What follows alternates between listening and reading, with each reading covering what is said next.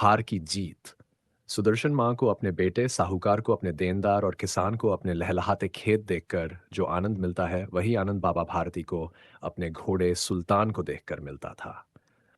भगवत भजन से जो समय बचता वह घोड़े की देखभाल में चला जाता। सुल्तान बेहद सुंदर और शक्तिशाली घोड़ा था और पूरे इलाके में उसकी कोई तुलना नहीं थी।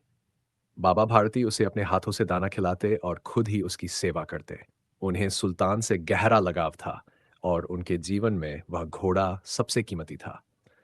उन्होंने अपना सब कुछ त्याग दिया था, धन, संपत्ति, यहाँ तक कि नागरिक जीवन भी छोड़ दिया था, पर सुल्तान से दूर होने का ख्याल भी उन्हें सहन नहीं था।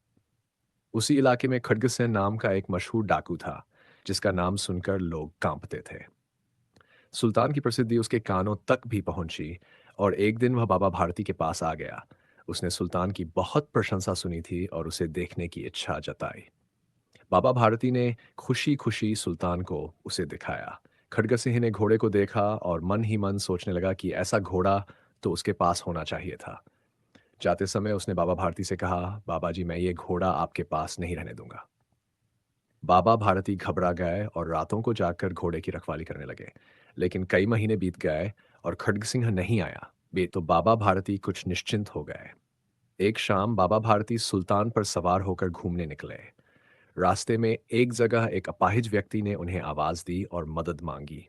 उसने कहा कि उसे रामामवाला गांव जाना है और वह बहुत दुखी है। बाबा भारती ने उस पर दया की और उसे सुल्तान पर बैठा लिया। जैसे ही बाबा भारती ने घोड़े की लगाम पकड़ी, वह अपाहिज व्यक्ति अचानक घोड़े को दौड़ाते हुए भाग गया। वह अपाहिज कोई और नहीं, बल्कि खड्ग सिंह था। बाबा भारती ने दूर से आवाज दी, "जरा ठहरो।" खड्ग सिंह ने घोड़ा रोक लिया। बाबा भारती ने कहा, "घोड़ा अब तुम्हारा हो गया, मैं इसे वापस नहीं मांगूंगा, लेकिन मेरी एक प्रार्थना है, कृपया इस घटना को किसी से मत कहना।" खड्ग सिंह चौंक गया और पूछा, "बाबा जी, इसमें आपको क्या डर है?" बाबा भारती ने उत्तर दिया, "अगर लोगों को इस घटना का पता चल गया, तो वे गरीबों पर विश्वास करना बंद कर देंगे।" ये सुनकर खड्ग सिंह के मन में बाबा भारती के प्रति सम्मान जाग गया। रात के अंधेरे में खड्ग सिंह बाबा भारती के मंदिर आया और चुपचाप सुल्तान को उसके अस्तबल में वापस बांध कर चला गया।